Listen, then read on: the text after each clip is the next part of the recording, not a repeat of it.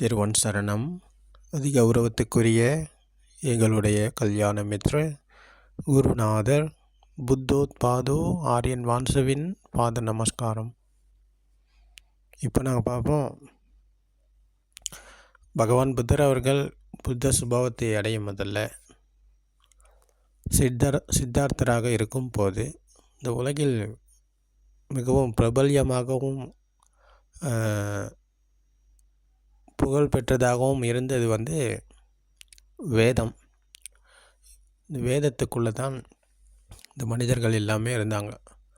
இப்போ இந்த வேதத்துக்குள்ளே இவர்கள் சொல்லும் தர்மமாவது கர்மம் அதன் வினை என்று, கர்ம வினை, கர்மம் அதன் பலன் என்ற இந்த கர்ம பலனைத்தான் இந்த வேதத்துக்குள்ள இந்த அறிஞர்கள் போதனை செய்து வந்து கொண்டிருந்தாங்க.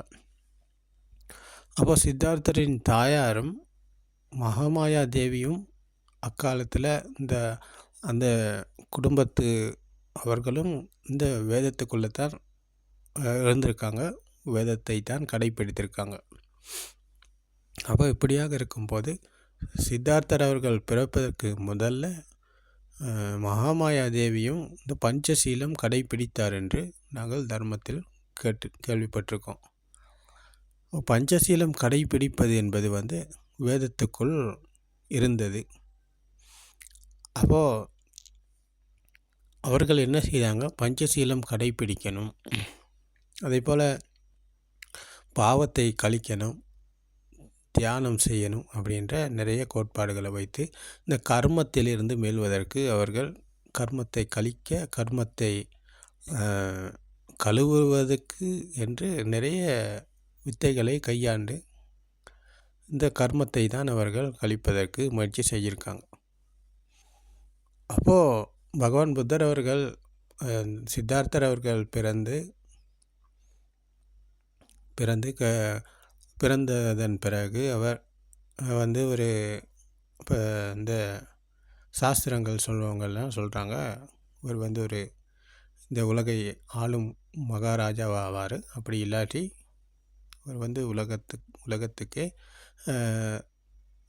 உலகத்தையே வெல்லக்கூடிய ஒரு அளவுக்கு இவர் ஒரு பெரிய மகான் ஆவார், அப்படின்ற மாதிரிக்கு ஒரு ஞானி ஆகுவார் அப்படின்ற மாதிரி சொல்லியிருந்தாங்க.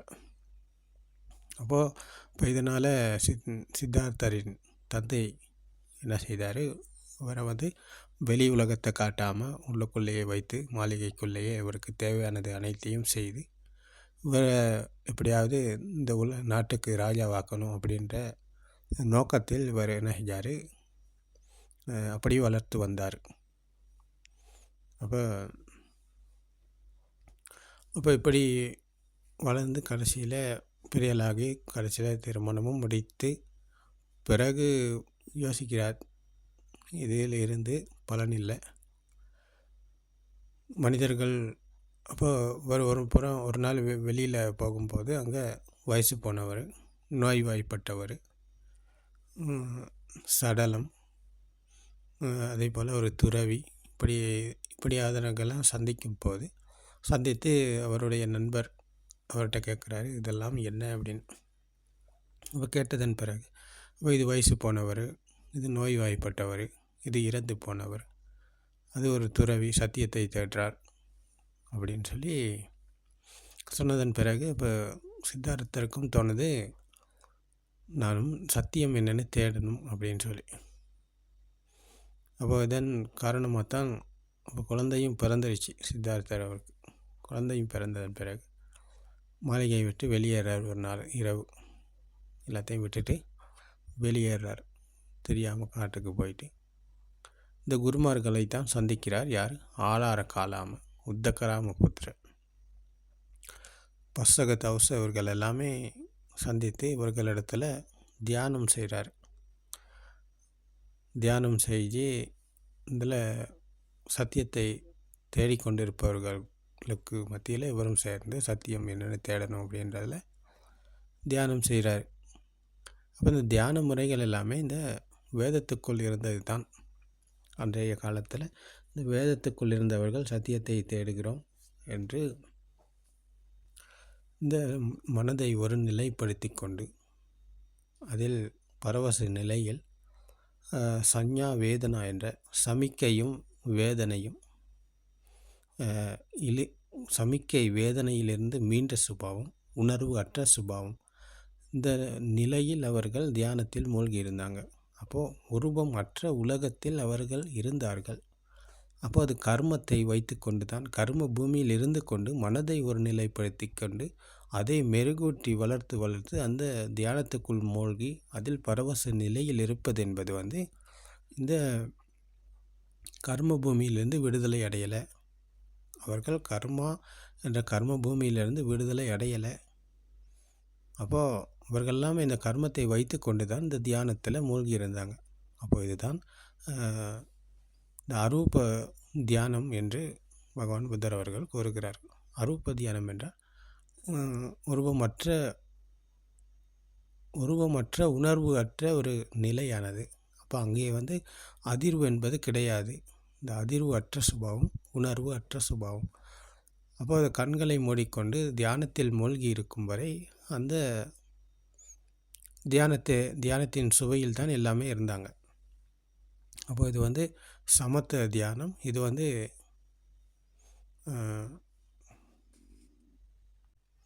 சமத்த சமாதி. இப்போ இந்த சமாதி நிலையில் தான் இவங்க இருந்தாங்க.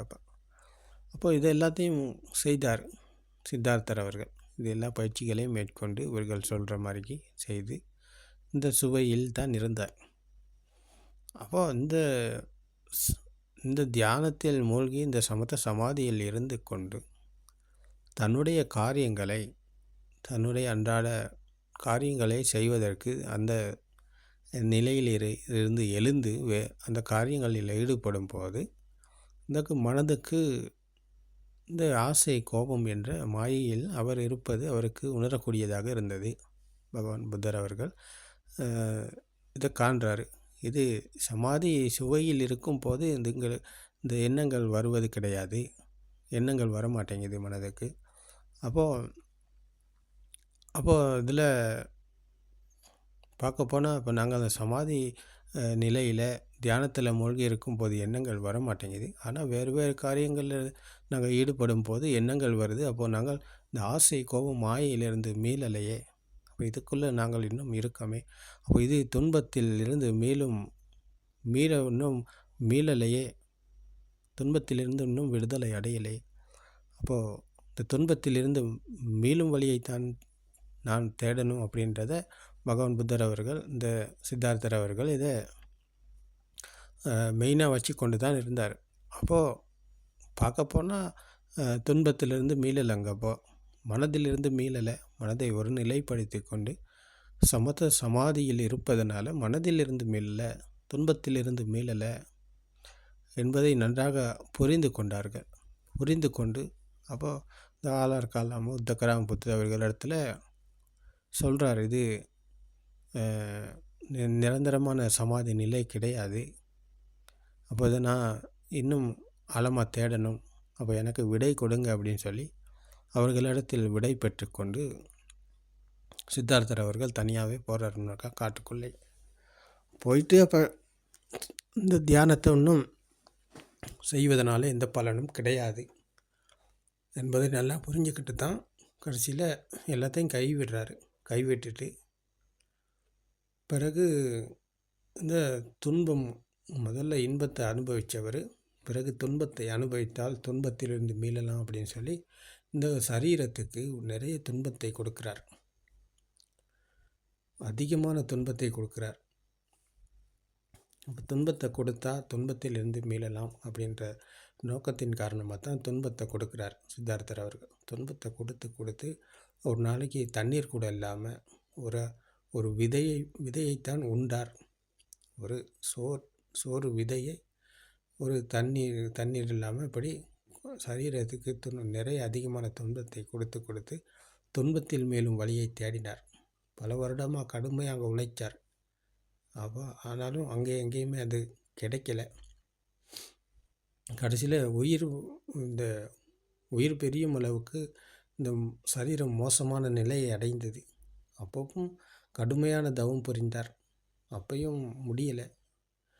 முடியாதன்னு காரணமாக இதில் மீண்டும் இருப்பதனால் எந்த பலனும் இல்லை என்பதை புரிந்து கொள்கிறார். புரிந்து கொண்டு தான் அதிலிருந்து வெளியே வரார். அப்போ மத்திய நிலையத்துக்கு வருகிறார். அப்போது சாதாரணமான எளிமையான வாழ்க்கைக்கு வருகிறார்.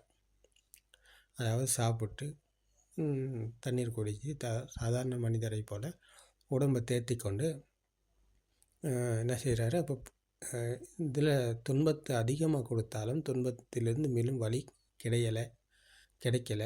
அப்போ மனதை ஒருநிலைப்படுத்தி கொண்டு அதில் மூழ்கி இருப்பதனால அதிலும் துன்பத்திலிருந்து மீள முடியாது என்பதை நன்றாக புரிந்து கொண்டவர் தான் இந்த சித்தார்த்தர் அவர்கள். அப்போது என்ன செய்கிறாருன்னு பார்த்தா, அப்போ இது எல்லாத்தையும் விட்டுட்டு அப்போ இன்னும் ஒரு வழி இருக்கணும், இன்னும் இதுக்கு ஒரு வழி இருக்கணும். அப்போ தான் அந்த வழியை நாங்கள் தேடி கண்டுபிடிச்சா தான் இதிலேருந்து எங்களுக்கு மீள முடியும், இந்த துன்பத்திலிருந்து விடுதலை அடைய முடியும் என்பதை புரிந்து கொண்டு இந்த கயாசிசி போதி முலைக்கு இந்த படிச்ச சமுப்பாத தர்மத்தை தான் அங்கே இப்போ மெனை செய்கிறார்.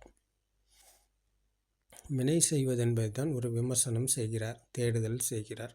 அப்போ இந்த தேடுதலை தான் விதர்சனா தியானம், ஒரு விமர்சனம், ஒரு ஆழ்ந்த சிந்தனை. அப்போ இந்த சிந்தனையானது தான் விதர்சனா தியானம். அப்போ அது விதர்சனா தியானத்தை இந்த படிச்ச சமுப்பாத தர்மத்தை தான் பகவான் புத்தர் அவர்கள் புத்த சுபாவத்தை அடைய முதல்ல அந்த கயாசிசி போதி முலையில் தேடி கண்டுபிடிக்கிறார். அப்போது பிறந்ததிலிருந்து ஒரு மனிதர் இருந்து அவர் மனதை ஒரு நிலைப்படுத்தி கொண்டிருப்பதனால அதில் விடுதலை அடையும் வழி கிடையாது. துன்பத்தை அதிகமாக கொடுப்பதனால அதிலும் விடுதலை அடையும் வழி கிடையாது. இப்போ அது எல்லாத்தையும் கைவிட்டுட்டார். விட்டுட்டு தான் மனம் உருவான விதம் பற்றி தேடுறாரு. மனம் உருவான விதம் பற்றி தேடி கண்டுபிடிக்கிறாரு. மனம் எப்படி உருவானது, அப்போ மனம் உருவான விதம் பற்றி தெரிந்து கொண்டால்தான் எங்களுக்கு மனதில் மேலும் வழி கிடைக்கும் என்பதை புரிந்து கொண்டு தான் இந்த தேடுதலை செய்கிறாரு. அப்போ மனம் உருவான விதம் பற்றி தேடி தேடி பார்க்கும்போது இந்த ஆழமாக தேடுறாரு, கடுமையாக தேடுறாரு. தேடி பார்க்கும்போது இந்த பிறந்த நிலைக்கு பார்க்குறார். கொஞ்சம் கொஞ்சமாக கடந்து ஒன்றைய மனம் உருவான விதம் பற்றி தேடுறார். அப்போ இதுதான் புப்பே நிவாசானுசதி ஞானம். இந்த மனம் உருவான விதம் பற்றி நாங்கள் எப்படி இந்த மனம் உருவான விதம் பற்றி புரிந்து கொள்வது என்ற தேடும் ஞானம். அப்போ இதை தேடி தேடி பார்க்கும்போது கடைசியில் கொஞ்சம் கொஞ்சமாக பின்னோக்கி போகிறார். பின்னோக்கி போயிட்டு கடைசியில் பிறந்த நிலைக்கு பார்க்குறார். பிறந்த பிஞ்சு குழந்தையாக இருக்கும்போது அங்கே மனம் உருவாகி இருக்கலை. மனம் என்பது அங்கே கிடையாது. அப்போ மனம் என்பது கிடையாது என்றால் அப்போ மனதுக்கு இந்த ஆஸ்ரவ கெலஸ் இல்லை, அதாவது ராக தேச மோக என்ற இந்த தீ அங்கே இல்லை. அப்போ தீ இருந்தால் தானே தீயை அணைக்க. அப்போ தீயை அணைக்கத்தானே நான் சத்தியத்தை தேடுறோம். அப்போ தீயை அணைஞ்சால் அப்போ நாங்கள் துன்பத்திலிருந்து விடுதலை அடைவோம். இந்த மனதில் எரிந்து கொண்ட தீ தான் இங்கே இந்த ஆஸ்ரவ கெலஸ் என்கிற ராக தேச மோக. இதை அணைக்கத்தானே இது அணைஞ்சிருச்சுன்னு சொன்னால் நாங்கள் துன்பத்திலிருந்து மீள்வோம், மனதிலிருந்து மீள்வோம். அப்போ மனம் உருவான விதம் பற்றி தெரிந்து கொண்டால் தான் அங்கே இருந்து தான் இதை ஆரம்பிக்கணும்.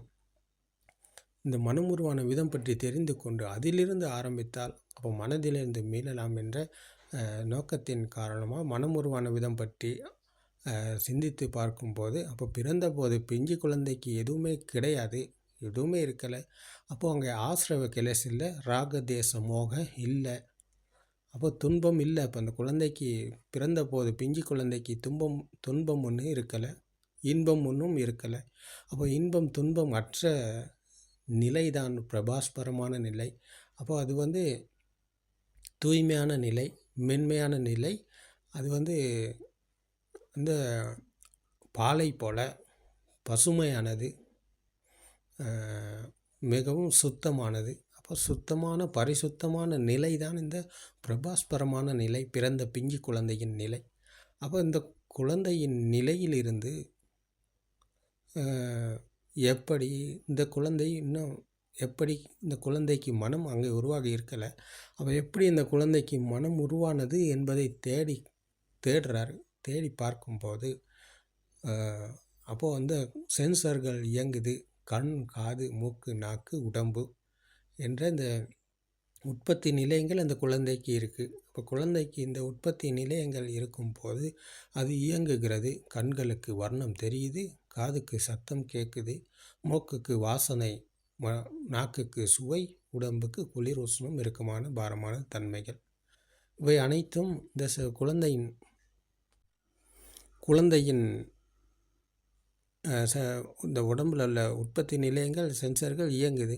அப்போ இந்த இயங்குவதன் காரணமாக அப்போ கண்களுக்கு தெரிகிறது, காதுக்கு கேட்கிறது. இதுதான் பிரதானமாக இங்கே பகவான் புத்தர் அவர்கள் கூறுகிறார்கள். கண்களுக்கு கேட்கும், கண்களுக்கு தெரியும் வர்ணமும், காதுக்கு கேட்கும் சத்தமும், இந்த இரண்டும் இணைகிறது. அப்போ இணைப்பு தான் மனது என்று கண்டுபிடிக்கிறார். அப்போ இந்த இரண்டும் இணையும் போது அங்கே ஒரு அதிர்வு உருவாகுகிறது. கண்ணும் காதும் இணையும் போது கண்களுக்கு தெரிந்தது, காதுக்கு கேட்டது, அது சத்தமும் வர்ணமும் இணைந்த போது அப்போது வெளியில் இருக்கிறது என்று உணரத் தொடங்கியது. உதாரணமாக அம்மா என்பவர் தான் முதலில் கண்களுக்கு இந்த குழந்தைக்கு தெரிகிறார்.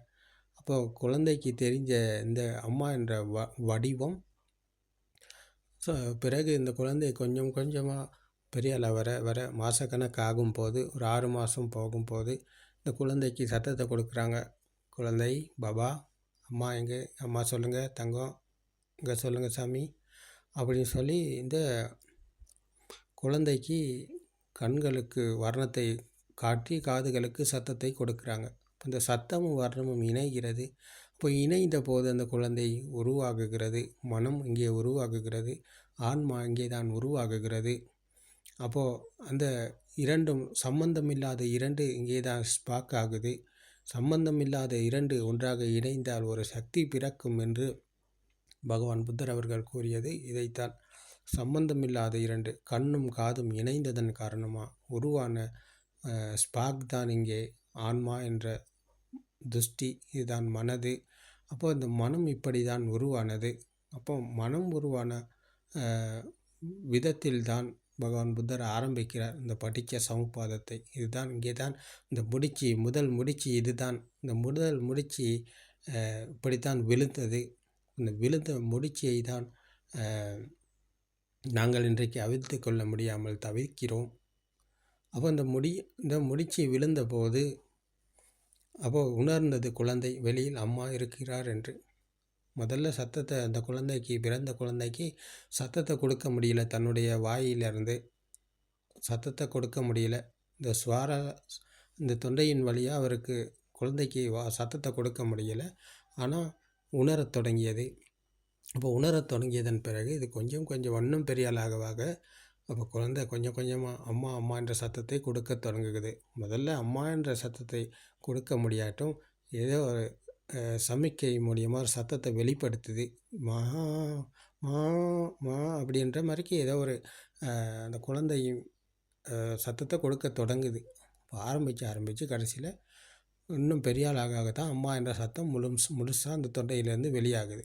அப்போ இது ஆரம்பம் தான். இந்த சத்தமும் வர்ணமும் இணைந்தது. அப்போ இணைந்ததன் காரணமாக உருவானது என்பது ஒரு அதிர்வு.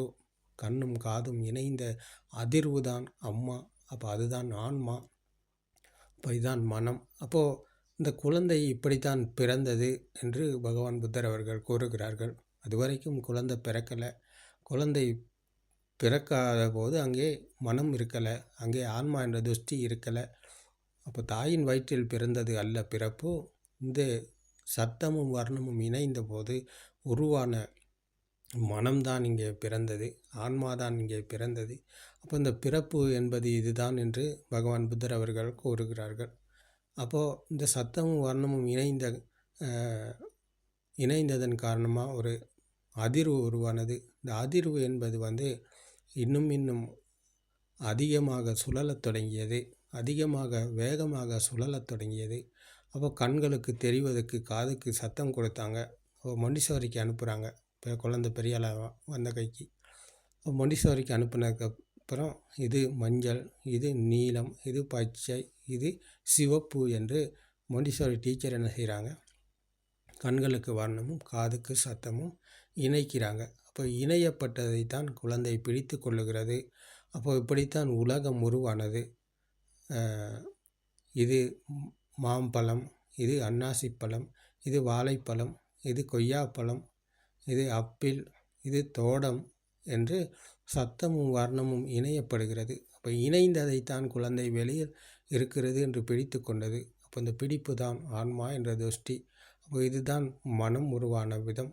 மனம் முதல்ல உருவானது இப்படி தான், சம்பந்தம் இல்லாத இரண்டு ஒன்றாக இணைந்த ஸ்பார்க் தான் மனம். அப்போ இந்த ஸ்பார்க் என்பது இது வேகமாக சுழல்கிறது. அந்த சுழற்சி தான் மாம்பழம், அன்னாசிப்பழம், வாழைப்பழம், கொய்யாப்பழம், ஆப்பிள், தோடம். இப்போ இவை எல்லாமே எண்ணங்கள். அப்போது எண்ணங்களில் தான் குழந்தை வாழத் தொடங்கியது. மனதில் பிறந்து எண்ணங்களில் தான் குழந்தை எல்லாமே இருக்கிறது என்று பிடித்து கொண்டது.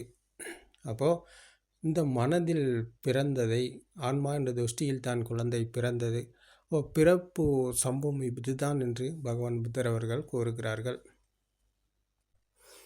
அப்போது இந்த வெளியில் இருக்கிறது. அப்போது கண்களுக்கு தெரிவது, காதுக்கு கேட்பது, மூக்குக்கு உணர்வது, நாக்குக்கு உணர்வது, உடம்புக்கு உணர்வது, இவை அனைத்தும் வெளியில் இருக்கிறது. அப்போ இந்த சென்சர்கள் அனைத்தும் ஒன்றாக இணைந்தது தான் மாம்பழம், வாழைப்பழம், தோடம்பழம், அன்னாசிப்பழம். இவை எல்லாமே இந்த சென்சர்கள் அனைத்தும் ஒன்றாக இணைந்தது. அப்போ இணைந்த ஒரு எண்ணம் தான் இவைகள் எல்லாமே.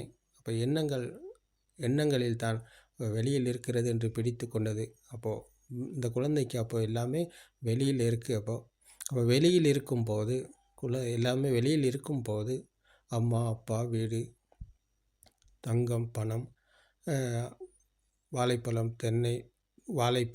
மாம்பழம், தென்னை மரம், பலாமரம், ரோஜா, மல்லிகை இப்படின்னு சொல்லி இந்த குழந்தைக்கு எல்லாமே இப்படித்தான் உருவானது. அப்போ இவை அனைத்தும் வெளியில் இருக்கும்போது அதற்கு ஒரு ஆசை இருக்கிறது, அதற்கு ஒரு கோபம் இருக்கிறது. அப்போ இதுதான் மாயை. இந்த ஆசை, கோபம் என்பது இப்படி தான் உருவானது. ராக தேச மோக வெளியில் இருக்கிறது என்று எடுத்துக்கொண்ட போது அந்த பிடிப்பில் இருக்கிறப்போ அதை நாங்கள் விரும்புகிறோம், அப்படி இல்லாட்டி வெறுக்கிறோம். இந்த விருப்பு வெறுப்பு என்பது இப்படித்தான் உருவானது. அப்போது உதாரணமாக இந்த குழந்தையின் கழுத்தில் இந்த பென்டன் போட்டிருப்பாங்க, அரசிலை போட்டிருப்பாங்க பெற்றார். அப்போ இந்த குழந்தை என்ன செய்து, அதுக்கு அந்த குழந்தைக்கு மீது பெருசாக அதன் மேலே அதுக்கு மதிப்பு ஒன்று குழந்தைக்கு இல்லை, அதுக்கு பெருமதி ஒன்று அந்த குழந்தைக்கு தெரியாது. அப்போ அதனால் அந்த குழந்தை அதை கடிக்கும், அதை பிடிச்சி பிக்கும், அதுக்கு ஒரு நாள் காணாமல் போயிடும். இந்த மாதிரி ஆகும்போது பெற்றார்கள் என்ன செய்வாங்க, தாய் என்ன செய்கிறாங்க, அது எவ்வளோ நாள் நான் கஷ்டப்பட்டு வாங்கினேன், எவ்வளோ உழைச்சி கஷ்டப்பட்டு வாங்கினேன், எவ்வளோ போனிக்கு தெரியுமா அப்படின்ற மாதிரிக்கு அவர் அதுக்குள்ள மதிப்பு அதிகமாக இருந்ததுனால தாய்க்கு அதன் மீது மதிப்பு அதிகம், பெருமதி அதிகம் என்பதனால் அவர் வேதனையில் இருக்கிறார். ஆனால் அந்த குழந்தைக்கு அது கணக்கு இல்லை, அது சாதாரணமான விடயம் அந்த குழந்தைக்கு. அப்போ இதுதான் அந்த ராக தேச என்று இங்கே கூறப்படுகிறது. குழந்தைக்கு அதன் மீது உள்ள பெருமதியும் மதிப்பும் குறைவு, ஆனால் பெரியவருக்கு அதன் மீது உள்ள பெருமதியும் மதிப்பும் அதிகம். அப்போ இதுதான் பிறந்த குழந்தைக்கு எதுவுமே இருக்கலை, ஆனால் கொஞ்சம் கொஞ்சம் வளரும் போது அது கொஞ்சம் கொஞ்சமாக அதிகரித்து கொண்டே வந்தது இந்த ராக தேசம் என்பது. அப்போது அதுக்குள்ள பெருமதியும் மதிப்பும் தான் அதிகரித்து கொண்டே வந்தது. பெரியவருக்கு உலகம் இன்றைக்கு உண்மையாக இருக்கிறது, நிச்சயமாக இருக்கிறது என்று எடுத்துக்கொண்டு வாழ்பவர் இந்த ராக தேச என்ற ஆசை, கோபம், மாயையில் தான் அவர் இருக்கிறார். அப்போ அவருக்கு துஷ்டி அதிகம். அந்த அதிகம் என்பதன் காரணமாக இவர் இருப்பது கர்ம பூமியில். இதுதான் கர்ம பூமி. அப்போ அவருக்கு ஆசை, கோபம், மாயை இருக்கிறது.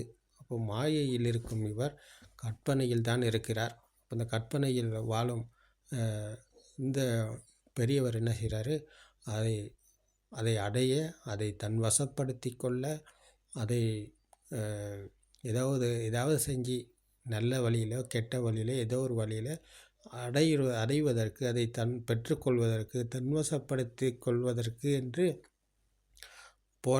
ஓடுறாரு, முடிவில்லாமல் ஓடுறாரு. இப்போ இதுதான் இன்றைய மனிதர்களின் வாழ்க்கை. இப்போ எல்லா மனிதர்களும் இப்படித்தான் வாழ்கிறாங்க. பெரிய வீடு ஒன்று கட்டிக்கணும், பெரிய பங்களா ஒன்று வாங்கிக்கணும், நல்ல வாகனம் ஒன்று இருக்கணும், நல்லா சொகுசாக வாழணும், நல்லா நிம்மதியாக சந்தோஷமாக வாழணும் அப்படின்ட்டு எல்லாமே வெளிப்புறத்தில் தான் அது இருந்தால் லாபம், அது இருந்தால் மகிழ்ச்சி, அது இருந்தால் சந்தோஷம் அப்படின்னு சொல்லி வெளிப்புறத்தில் தான் மகிழ்ச்சியை சந்தோஷத்தை தேடுறாங்க. அப்போ இதுதான் ஆசை அதிகமாகி இவர்கள் ராக தேச மோகம் என்ற இந்த ஆசை கோபம் மாயைக்குள்ளத்தான் போய்கொண்டிருக்கிறாங்க. அப்போ இதுதான் கர்ம பூமி. அப்போ இந்த கர்ம பூமியில் தான் இன்றைக்கு உலகமே இயங்குது, வாழுது. அப்போது இது என்ன காரணம்னு பார்த்தா அறியாமையின் காரணமாக இவங்க எல்லாமே இந்த மாயைக்கு அகப்பட்டு போய்கொண்டிருக்கிறாங்க. மனதின் மாயைக்கு அகப்பட்டு மனம் சொல்வதை செய்து மனதுக்கு அடிமையாகி துன்பத்துக்கு போய்கொண்டிருக்கிறாங்க. அப்போது இது கர்ம பூமி. அப்போ கர்ம பூமியில் இவர் இருக்கும் வரைக்கும் இவருக்கு பிறப்பு இறப்பு என்ற பயணம் இருக்கிறது. அப்போது துன்பத்தில் மீளும் இவருக்கு வழி எங்கேயுமே கிடையாது. துன்பத்தில் இருந்து மீள இவர் எப்போவுமே இவருக்கு முடியாது. அப்போ இப்படியான மனிதர்களைத்தான் வேதத்துக்குள்ளே இந்த தியானம் மூலியமாக தியானம் செஞ்சு சமத்துவ தியானத்தில் இந்த பரவச நிலையில் போயிட்டு என்ன செஞ்சாங்க, இந்த ஆலார காலாம உத்தகராம புத்திர இவங்க என்ன செஞ்சாங்க, இந்த சமத்துவ தியானத்தில் மூழ்கி இருந்து கொண்டு மனதை ஒருநிலைப்படுத்தி கொண்டு சமிக்கை வேதனையிலிருந்து மீண்டு உணர்வு அற்ற சுபாவத்தில் மூழ்கி இருந்தாங்க. அப்போ மனதிலிருந்து மீளாமல் மனதை ஒருநிலைப்படுத்தி கொண்டு அதில் மூழ்கி இருப்பதனால இவர்கள் துன்பத்திலிருந்து மீண்டு விட்டார்களா, துன்பத்திலிருந்து விடுதலை அடைந்து விட்டார்களா என்று பார்த்தால் இல்லை. அவர்கள் வேறு காரியங்களில் ஈடுபடும் போது அந்த மனதுக்கு வரும் எண்ணங்கள் வந்து கொண்டிருக்கு. அதுக்குள்ள ஆசை கோபம் மாயி அவர்கள் அதிலேருந்து மீளலை, அவர்கள் அதிலேருந்து விடுதலை அடையலை. அப்போ இதனால தான் பகவான் புத்தர் அவர்கள் இதெல்லாத்தையும் கைவிட்டுட்டு இந்த படித்த சமபாத தர்மத்தை மெனை செய்தார், கண்டுபிடித்தார். மனம் உருவான விதம் பற்றி கண்டுபிடிக்கும் போது பிறந்த போது ஒன்றுமே இருக்கலை. அப்போ அந்த உற்பத்தி நிலையங்கள் இயங்குவதன் காரணமாக இதற்குள் ஸ்பாக்கானதை சத்தம், வர்ணம், வாசனை, சுவை, குளிருஷ்ணம், இறுக்கமான பாரமான தன்மைகளை ஸ்பாக் ஆகுவதன் காரணமாக இது வேகமாக சுழற்சியின் காரணமாக ஸ்பாக் ஆகி இது உணர்வு ஒன்று உருவாகி அந்த உணர்வு என்பது வேகமாக சுழன்றது. அப்போ உலகம் உண்மையாக இருக்கிறது என்ற உணர்வு உருவானது, வெளியில் அம்மா இருக்கிறார் என்ற உணர்வு உருவானது, அந்த அதிர்வில் தான் குழந்தை உருவானது. அந்த அதிர்வு என்பது வேகமாக சுழலத் தொடங்கியது. இந்த சுழற்சியின் காரணமாக அப்போ உலகம் இப்படி தான் உருவானது. அம்மா, அப்பா, வீடு, வாசல், காசு, தங்கம், சூரியன், சந்திரன், இலங்கை, இந்தியா, பாகிஸ்தான், ஜப்பான், இப்படி எல்லாமே நாங்கள் எதை பேசினாலும் எல்லா வார்த்தைகளிலும் இருப்பது இந்த எண்ணம்தான். அப்போ எண்ணங்கள் எல்லாமே மனதின் மாயை, கற்பனை. எண்ணங்கள் எதிலுமே உண்மை கிடையாது. எல்லா எண்ணங்களிலும் இருப்பது இந்த சப்ப சங்கார என்றால் எண்ணம். அப்போது அனைத்து எண்ணமும் சப்ப சங்கார, அனைத்து எண்ணமும் அனித்தியமானது, துன்பமானது. அனைத்து எண்ணமும் அனித்தியமானது, துன்பமானது என்றால் அப்போ அதிலிருந்து மீள்வதற்கு நாங்கள் மனதை ஒருநிலைப்படுத்தி கொண்டு அதில் மூழ்கி இருப்பது அல்ல. மனதை ஒருநிலைப்படுத்தி கொண்டு அதில் மூழ்கி இருப்பதனால மனதிலிருந்து யாரும் விடுதலை அடைய முடியாது. மனதின் மாயையிலிருந்து யாரும் விடுதலை அடைய முடியாது. கற்பனையிலிருந்து யாரும் விடுதலை அடைய முடியாது. அப்போ மனம் உருவான விதம் பற்றி அறிந்து கொண்டு தர்ம போதனையை கேட்டு மனம் உருவான விதம் பற்றி அறிந்து கொண்டு மனதின் மேலும் வழியில் பயணம் செய்தால் பகவான் புத்தர் சென்ற வழியில் தான் அப்போ நாங்களும் பயணம் செய்வோம். அப்போ இந்த வழியில் பயணம் செய்பவர் மனதின் மாயிலிருந்து விடுதலை அடைவார். ஆன்மா என்ற துஷ்டியிலிருந்து, ஆன்மா என்ற சமிக்கையிலிருந்து விடுதலை அடைந்து ஸ்ராவக புத்த என்ற புத்த சுபாவத்தை அடைவார் என்று பகவான் புத்தர் அவர்கள் போதனை செய்கிறார்கள். அப்போது இது தெரியாமல் நாங்கள் மனதை ஒருநிலைப்படுத்தி கொண்டிருப்பதனால கர்ம பூமியிலிருந்து யாரும் விடுதலை அடைய முடியாது. அப்போது கர்ம பூமியிலிருந்து விடுதலை அடையாதவர் அவர் இந்த ஆன்மா என்ற துஷ்டியிலிருந்து அவர் மீள மாட்டார். ஆன்மா என்ற துஷ்டிக்குள்ளே தான் அவர் இருப்பார். அப்போ அவர் மானிய மக்கரோ அதிமானிய குக்குரோ என்ற ஈகோவின் காரணமாக அவர் குரங்காகவோ, ஈகோ அதிகமானதன் காரணமாக அவர் நாயாகவோ பிறப்பார். இதுதான் பகவான் புத்தர் அவர்கள் கூறுகிறார்கள். காரணம் அதன் பலன் என்ற சத்திய தர்மத்துக்கு வராமல் ஒருபோதும் கர்ம பூமியிலிருந்து விடுதலை அடைய முடியாது. அப்போ இதுக்குத்தான் பகவான் புத்தர் அவர்கள் இந்த காரணம் அதன் பலன் என்ற ஹேதும் படிச்ச சம்பூதா ஹேதுபங்கா நிருஜதி என்கிற காரணம் அதன் பலன் என்ற சத்தியத்தை போதனை செய்தார்கள். அப்போது அதுதான் இன்றைக்கு துர்லபமான இந்த சத்திய தர்மமானது இன்றைக்கு போதனை செய்யப்படுகிறது என்றால் ஆச்சரியம், அற்புதம். அப்போது இதை நீங்களும் கேட்டு நடைமுறையில் கையாள முயற்சி செஞ்சீங்க சொன்னால், ஒரு விமர்சனம் செஞ்சீங்க சொன்னால், பகவான் புத்தரை போல் ஒரு விமர்சனம் தேடுதல் செஞ்சீங்க சொன்னால் உங்களாலும் இந்த சத்தியத்தை புரிந்து உணர முடியும்.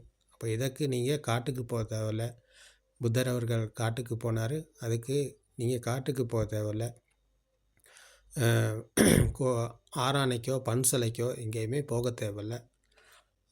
நீங்கள் இருக்கும் இடத்தில் இருந்து கொண்டு நீங்கள் இல்லற வாழ்க்கையை வாழ்பவராக இருக்கலாம், ஒரு தாயாக இருக்கலாம், தகப்பனாக இருக்கலாம், ஒரு தாத்தாவாக இருக்கலாம், பாட்டியாக இருக்கலாம், ஒரு மகனாக இருக்கலாம், மகளாக இருக்கலாம். யாராக இருந்தாலும், எந்த வயசாக இருந்தாலும், ஜாதி மதம் பேதம் இதற்கு தேவைப்படாது, கிடையாது.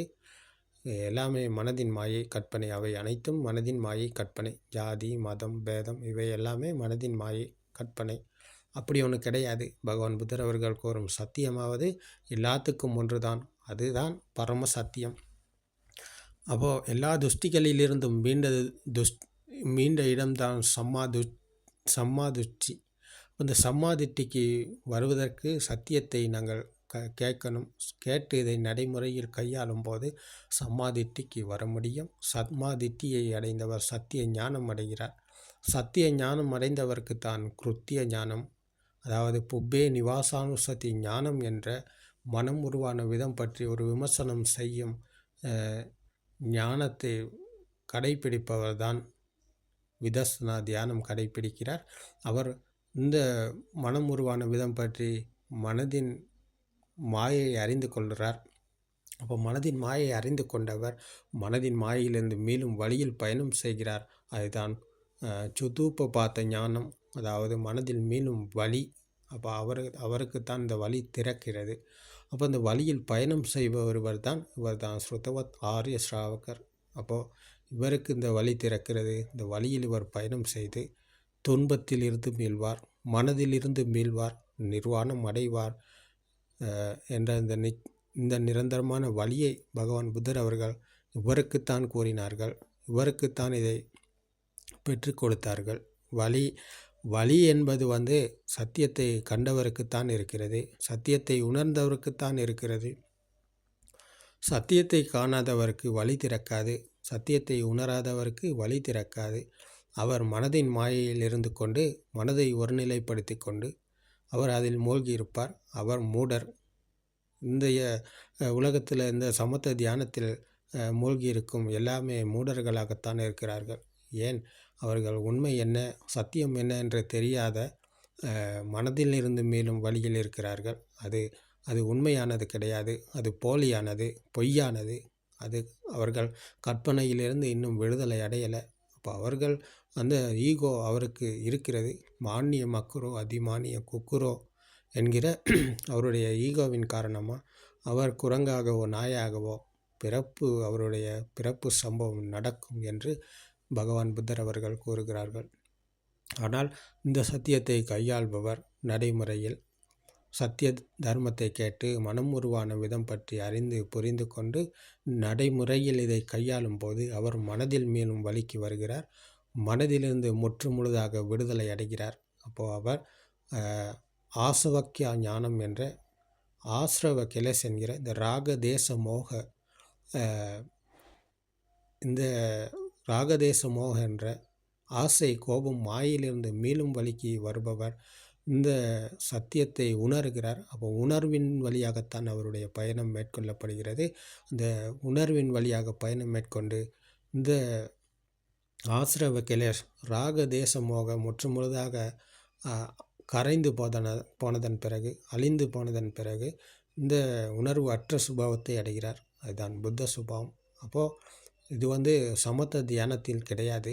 சமத்த தியானத்தை நீங்கள் எத்தனை வருஷம் செஞ்சாலும் அதில் எந்த துன்பத்தில் மேலும் வழி கிடையாது. நீங்கள் பல வருஷமாக அந்த சமத்த தியானத்தில் மூழ்கி இருக்கலாம். சமத்த தியானத்தில் பெரிய அறிஞராக இருக்கலாம், நீங்கள் பெரிய பண்டிதராக இருக்கலாம். ஆனால் நீங்கள் இருப்பது மூடத்தனத்தில்.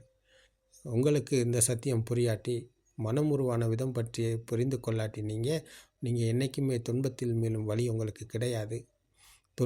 மனதில் மேலும் வழி உங்களுக்கு கிடையாது. நீங்கள் நினச்சி கொண்டு இருப்பீங்க, நான் எல்லாத்துலேயும் விடுதலை அடைஞ்சிட்டேன், நான் இந்த பிரபஞ்சத்தோடு இணைந்து விட்டேன் என்று நீங்கள் நினச்சி கொண்டிருப்பீங்க. ஆனால் பிரபஞ்சத்தோடு இணைந்த சுபாவம் என்பது அரூப தியானம். அப்போது அவர் அந்த அரூப என்ற உருவமற்ற உலகத்தில் அவர் இருப்பார். அவர் மானிய மக்கரோ அதிமானிய குக்குரோ என்ற குரங்காகவோ நாயாகவோ அதிர்வு பெறும்போது, அதிர்வு அற்ற சுபாவத்தில் இருக்கும் வரைக்கும் அவர் அந்த உருவமற்ற உலகத்தில் இருப்பார். அதிர்வு அடையும் போது, அதிர்வு வரும்போது அவர் மறுபடியும் குரங்காகவோ நாயாகவோ பிறப்பார். இதுதான் பகவான் புத்தர் அவர்கள் கூறுகிறார்கள். அப்போது இந்த சத்தியத்தை பகவான் புத்தர் அவர்கள் கூறும் சத்தியத்தை கேட்டு அறிந்து புரிந்து கொண்டு நடைமுறையில் கையாண்டு பிரத்யக்ஷம் அடையும் போது ஆசவக்கிய ஞானம் என்ற ஆசிரவ கிளேஷ் என்ற இந்த ராகதேச மோக என்ற தீ முற்றுமுழுதாக அணைந்த போது அவர் நிர்வாணம் அடைகிறார். அவருக்கு உலகம் உண்மையாகாது. உலகத்திலிருந்து மீண்ட சமாதி நிலை இதான் விதர்சனா சமாதி நிலை, அனிமித்த சமாதி என்று பகவான் புத்தர் அவர்கள் கூறுகிறார்கள். அப்போ இது வந்து நிமித்தத்துக்குள்ள சமாதி அல்ல, இது அனிமித்த, அனைத்து எண்ணங்களிலிருந்தும் அனைத்து மாயிலிருந்தும் விடுதலை அடைந்த சமாதி நிலை அனிமித்த சமாதி.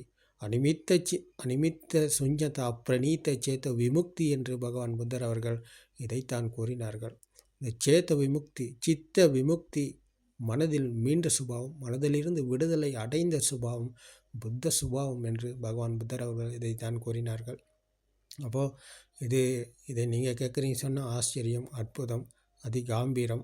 அப்போது இதை கேட்டு நடைமுறையில் கையாண்டு பாருங்கள், உங்களால் இதை புரிந்து கொள்ள முடியும். நீங்கள் கேள்வி கேட்டிங்கன்னா தான் உங்களுக்கு பதில் சொல்ல முடியும். கேள்வி இல்லாமல் பதில் வராது. அப்போது நீங்கள் கேட்டு இதை ஒரு காதில் கேட்டு மறு காதில் விட்டுட்டு போகிற மாதிரி, பாட்டு கேட்குற மாதிரி இதை நீங்கள் கேட்டிங்கன்னு சொன்னால் உங்களுக்கு இதை புரியாது. அப்போது நீங்கள் இதை ஒரு விமர்சனத்தோடு கேட்கணும், ஒரு தேடுதலோடு கேட்கணும். அப்போது இது வந்து அனாத்ம தர்மம். அனாத்ம தர்மமானது அனாத்ம கோணத்தில் காண வேண்டியது. ஆத்மா என்ற கோணத்தில் நீங்கள் கண்டீங்கன்னு சொன்னால், காண முயற்சிங்கன்னு சொன்னால் அது உங்களால் புரிஞ்சு கொள்ள முடியாது.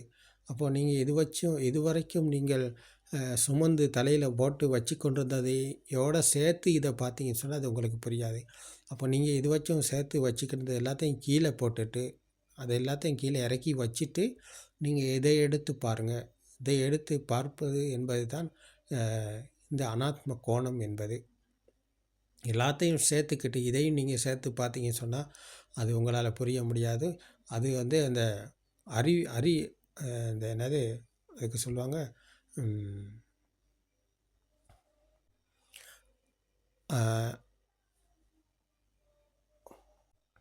அறிவாளிக்கு வந்து இது புரியாது. அறிவாளி என்பவர் வந்து சேர்த்து கொண்டு போகிறவர், அதை நிறைய சேர்த்து கொண்டு போகிறவர் தான் அறிவாளி. அவர் படித்து பெரிய பட்டமெல்லாம் வாங்கி வச்சுக்கிட்டு இருப்பார். அதனூடாகத்தான் எல்லாத்தையுமே பார்ப்பார். தான்கிட்ட எது இருக்கோ அதன் வழியாக பார்ப்பார். கேட்குறத பார்க்குறது எல்லாத்தையும் அதன் வழியாக தான் பார்ப்பார். அறிவாளியின் பழக்கம் அதுதான். அப்போ அறிவாளிக்கு வந்து இது புரியாது, அவர் சேர்த்து கொண்டு போகிறவர். அப்போது இது வந்து புத்திசாலித்தனமாக நாங்கள் கையாளணும், புத்திசாலித்தனமாக இதை பார்க்கணும். அப்போது புத்திசாலிக்குத்தான் இதை புரிந்து கொள்ள முடியும். அப்போது நாங்கள் எல்லாத்தையும் இப்போ இறக்கி கீழே வச்சுட்டு அப்போ இதை எடுத்து பார்க்கணும் என்பது தான் இங்கே இந்த அனாத்ம கோணம். இந்த அனாத்ம கோணத்தில் நாங்கள் இதை பார்த்து இதை தேடுதலை செய்வோமானால் எங்களுக்கு இதை புரிந்து கொள்ள முடியும். அப்போ இது இன்னும் மெருகூட்டி வளர்க்கப்படும். அப்போ இதுக்குள் நாங்கள் இறங்கிக் கொள்வோமானால், சத்தியத்துக்குள் நாங்கள் இறங்கிக் கொள்வோமானால், சத்தியத்தை நாங்கள் பிடித்து கொள்வோமானால், அப்போது அந்த எல்லா துஷ்டிகளில் இருந்தும் மீளும் வழி இங்கே தான் திறக்கிறது. அப்போ துஷ்டிகளில் இருந்து மீண்டும் போது நாங்கள் இந்த சம்மா துஷ்டிக்கு வருகிறோம். சம்மா துஷ்டி என்பது சத்தியத்தை கண்ட சுபாவம், சத்தியத்தை உணர்ந்த சுபாவம். அப்போ சத்தியத்தை உணர்ந்தவருக்கு தான் வழி திறக்கிறது. அவருக்குத்தான் இந்த வழி 8 வழி பாதை அவருக்குத்தான் பகவான் புத்தர் அவர்கள் போதனை செய்தார்கள். சம்மா திட்டி, சம்மா சங்கப்ப, சம்மா வாச்சா, சம்மா ஆஜீவ, சம்மா கம்மந்த, சம்மா வாயாம, சம்மா சதி, சம்மா சமாதி என்கிற இந்த 8 வழி பாதை சம்மா திட்டிக்கு வந்தவருக்குத்தான், சத்திய ஞானம் அடைந்தவருக்குத்தான் இருக்கிறது. அவர் இந்த வழிக்கு வர முடியும். அவர் இந்த அனாத்ம கோணத்தை கையாண்டால்தான். அனாத்ம கோணத்தை கையாள்பவரை தவிர மற்றவருக்கு அறிவாளிக்கு இதை புரிந்து கொள்ள முடியாது. சேர்த்து கொண்டு போகிறவருக்கு இதை புரிந்து கொள்ள முடியாது. விட்டுட்டு போகிறவருக்கு தான் இதை புரிந்து கொள்ள முடியும். விட்டுட்டு போகிறது என்பது நாங்கள் பௌத்திகத்தை நாங்கள் விட்டுட்டு போகிறது கிடையாது. மனதில் உள்ள எண்ணங்களுக்குள்ள வேல்யூ ஒன்று இருந்தது, அதுக்குள்ள மதிப்பு ஒன்று இருந்தது. அந்த மதிப்பும் வேல்யூவும் அதுக்குள்ள பெருமதியும் தான் இங்கே நாங்கள் விடுறோம். அது விடப்படுகிறது. விடுறோம் கிடையாது, விடப்படுகிறது. சத்தியத்தை புரிந்து உணர்ந்ததன் பிறகு துஷ்டிகளில் இருந்து மீள்கிறோம் என்பது அதுக்குள்ள பெருமதியும் மதிப்பும் தான் இங்கே அழியப்படுகிறது. அப்போ அதை தான் நாங்கள் விடுறோம். அதை தவிர நாங்கள் இந்த எதையுமே விட்டுட்டு போகலை. எல்லாமே வழக்கம் போல் இருக்குது. கண்களுக்கு தெரிவது வழக்கம் போல் தெரியும், காது கேட்பது வழக்கம் போல் கேட்கும். அவர் கணவனாக இருக்கலாம், மனைவியாக இருக்கலாம், தான் குடும்பத்தில் அவர் எப்படியானவராக இருந்தாலும் அவரவர் என்ற நிலையில் அவர் இருப்பார். அதுக்கு அதை எல்லாத்தையும் விட்டுட்டு அவர் காட்டுக்கு போகணும், எல்லாத்தையும் விட்டுட்டு அவர் பன்சலைக்கு போகணும் அப்படின்றதெல்லாம் இங்கே கிடையாது. அதெல்லாமே இந்த மனிதர்கள் போட்டுக்கொண்ட விடயம். அது எல்லாமே உண்மை கிடையாது. இது மனமாற்றம், மனதின் முன்னேற்றம் என்பது வெளிப்புறத்தில் கிடையாது. மனதின் முன்னேற்றம், மனதின் மாற்றம் என்பது சத்தியத்தை புரிந்து உணர்வதன் காரணமாக வந்தது. அப்போ அது உள ரீதியிலாக நடக்கும் கதை, எங்களுக்குள் நடக்கும் கதை. இந்த வெளிப்புறத்தில் எந்த ஒரு மாற்றமும் நடக்காது. எல்லாமே வழக்கம் போல் நடக்கும். அவருடைய கடமை என்னவோ அந்த கடமையை அவர் செய்வார். கடமையிலிருந்து அவர் விடுபட மாட்டார். பகவான் புத்தர் அவர்கள் இப்படி ஒன்று எங்கேயுமே சொல்லலை. நீங்கள் எல்லாத்தையும் விட்டுட்டு பன்சலைக்கு வாங்க, சத்தியத்தை காணுங்க, நிர்வாணம் அடைங்கன்னு சொல்லி பகவான் புத்தர் அவர்கள் எங்கேயுமே சொல்லலை. இந்த சத்தியத்தை புரிந்து கொள்ள நீங்கள் எங்கே இருந்தாலும், வீட்டில் உள்ளவராக இருந்தாலும், பாடசாலை மாணவனாக இருந்தாலும், ஒரு மாணவியாக இருந்தாலும், ஒரு வயசு போன தாத்தாவாக இருக்கலாம், பாட்டியாக இருக்கலாம், யாராக இருந்தாலும் இந்த சத்தியத்தை நீங்கள் இருக்கும் இடத்தில் இருந்து கொண்டே புரிந்து கொள்ள முடியும். இதை உணரக்கூடியது என்பது எங்கேயுமே போக வேண்டியது அவசியம் இல்லை, எங்கேயுமே விட்டுட்டு போகணுன்ற அவசியம் கிடையாது. உணரக்கூடியது என்பது நாங்கள் இருக்கும் இடத்திலே இருந்து கொண்டு இந்த சத்தியத்தை உணர முடியும். அப்போ உணர்வுக்குள் நாங்கள் விழித்து கொள்வோமானால் அங்கே தான் சத்தியம் இருக்கிறது. அப்போ சத்தியத்தை கண்டு சத்தியத்தை உள்வாங்கிக் கொண்டு சத்தியத்தோடு விழித்து கொண்டதன் பிறகு நாங்கள் மாயையிலிருந்து தான் விடுதலை அடைகிறோம். அப்போது நாங்கள் இந்த ராக தேச மோக என்ற ஆசை கோபம் மாயிலிருந்து விடுதலை அடைந்த போது நாங்கள் துஷ்டிகளிலிருந்து விடுதலை அடைகிறோம். சம்மா துஷ்டிக்கு வருகிறோம், சத்தியத்தை கையாளுறோம், நிர்வாணம் அடைகிறோம். அப்போ இதை தவிர பகவான் புத்தர் அவர்கள் எங்கேயுமே சொல்லலை, நீங்கள் எல்லாத்தையும் விட்டுட்டு வாங்க, நீங்கள் துறவரம் போகணும், துறவியானால் தான் உங்களுக்கு இது செய்ய முடியும் அப்படின்னு சொல்லலை. ஆனால் பகவான் புத்தர் அவர்கள் இப்படி ஒன்று சொன்னார். துறவரம் செல்பவருக்கு இது வசதியாக இருக்கும், துறவரம் செல்லாதவருக்கு கொஞ்சம் வசதி குறைவு. அதாவது துறவரத்தை கொடுத்தார்கள் பகவான் புத்தர் அவர்கள். சப்பதுக்க நிஸ்ஸரண நிப்பான சச்சி கரணத்தாய இமங்காசாவத் கயத்வா என்று பகவான் புத்தர் அவர்களிடத்தில் இந்த மனிதர்கள் வந்து எங்களுக்கும் இந்த துறவரம் தாருங்கள் சுவாமி, நாங்களும் இந்த துன்பத்தில் மீளணும், துன்பத்தில் மீளும் வழி எங்களுக்கும் தேவை அப்படின்னு கேட்டதன் காரணமாக இவர்களுக்கு துன்பத்தில் மீள்வதற்காக துறவரத்தை கொடுத்தார்கள் பகவான் புத்தர் அவர்கள். அப்போ இந்த துறவரம் வந்தவர்களுக்கு வந்து அவர்களுக்கு இருப்பிடம், அவருக்கு உணவு, அவருக்கு மருந்து மாத்திரைகள், அவருக்கு தேவையான அனைத்தும் இந்த இந்த புத்த சாசனத்தில் வந்து துறவிக்கு வந்து எல்லாமே கிடைக்கிறது. அப்போ அவர் வந்து உழைக்க தேவையில்ல, அவர் உழைக்கணுன்றதில்ல, அவர் வேலைக்கு போகணும், அவர் தொழில் செய்யணும், அவர் ஆஃபீஸ் போகணும் அப்படின்ற கதை அவர்கிட்ட இல்லை. அப்போ அவர் வந்து டிரெக்டாக இந்த வழிக்கு வருகிறார். டிரெக்டாக இந்த சத்தியத்தை புரிந்து கொள்ள அவருக்கு அது மிகவும் துணையாக இருக்கிறது. அப்போ இலகுவாக இருக்கிறது அவருக்கு. அப்போ அதனால தான் துறவரம் கொடுத்தார் பகவான் புத்தர் அவர்கள். ஆனால் இது துறவரம் வந்தவருக்கு தான் சத்தியத்தை புரிந்து கொள்ள முடியும் அப்படின்னு சொல்லி எங்கேயுமே சொல்ல. அப்போ அந்த காலத்தில் வந்து துறவரம் போகாத வீட்டில் உள்ளவங்களும் இந்த சத்தியத்தை புரிஞ்சு கொண்டாங்க. குஜுத்தரா என்பவர் வந்து ஒரு வீட்டு பணிப்பெண், ஒரு பங்களாவில் வேலை செஞ்ச ஒரு வீட்டு பணிப்பெண். அவர் வீட்டு தொழில் செஞ்சவர். வீட்டு கூட்டி பொறுக்கி சாமான் கழுவி சமையல் இந்த மாதிரி வேலைகளை செஞ்ச ஒரு பெண். இப்போ அவரும் இந்த சத்தியத்தை புரிந்து கொண்டு சத்தியத்துக்குள் இருந்தார். அப்போ அவர் எல்லாத்தையும் விட்டுட்டு போனாரா? கிடையாது. அவர் அதை தொழிலை செஞ்சுக்கிட்டு தான் இருந்தார். அப்போ அதே போல் குக்குட்டுமித்தா என்பவர் வந்து ஒரு வேடனின் மனைவி, ஒரு காட்டில் உள்ள வேடனின் மனைவி. அப்போ காட்டில் போய்ட்டு அவர்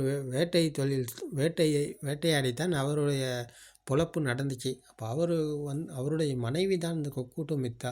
அப்போ அவங்க என்ன செஞ்சாங்கன்னு சொன்னால், அவர் வேடன் கொண்டுக்கிட்டு வர இந்த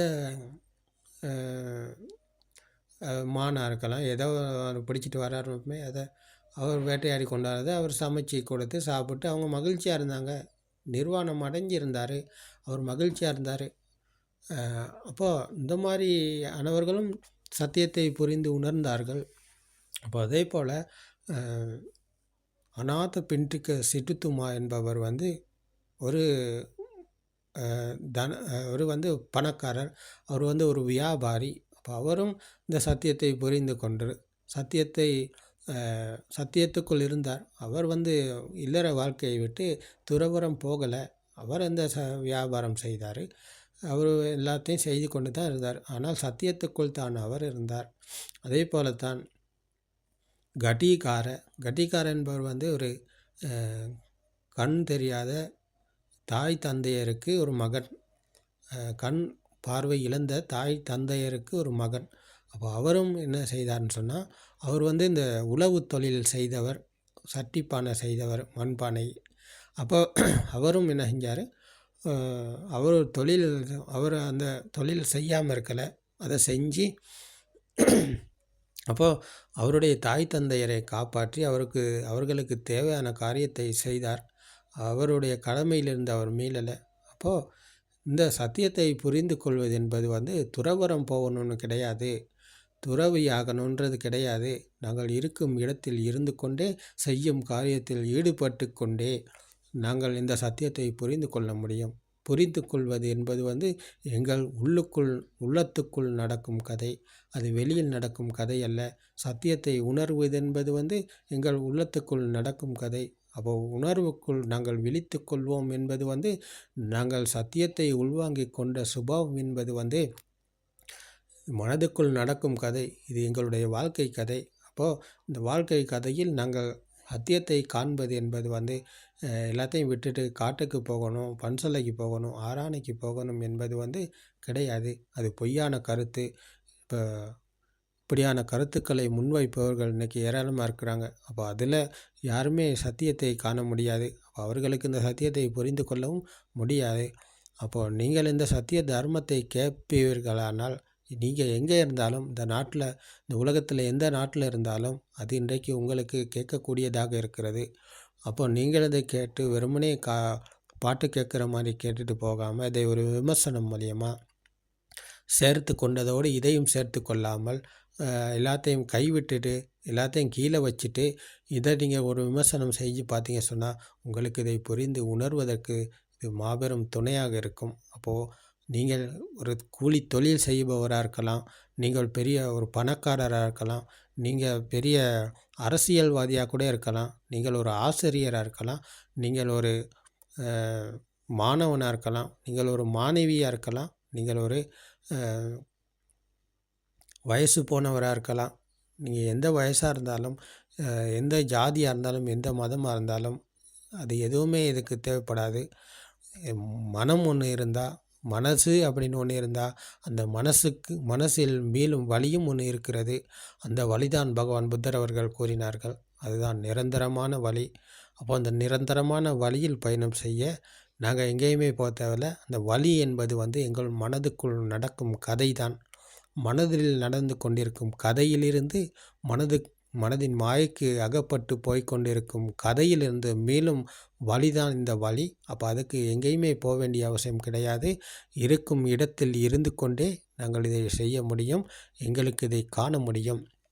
அப்போது இப்படியான நீங்கள் ஒரு முயற்சியும் தேடுதலும் ஒரு விமர்சனமும் உங்களுக்குள் இருந்துச்சுன்னு சொன்னால் நீங்கள் இலகுவாக இதை கையாள முடியும், உணர முடியும். அப்போது இந்த சத்தியத்தை புரிந்து உணர்வதற்கு உங்களுக்கும் இந்த சத்திய தர்மம் துணையாக இருக்கும். திருவன் சரணம்.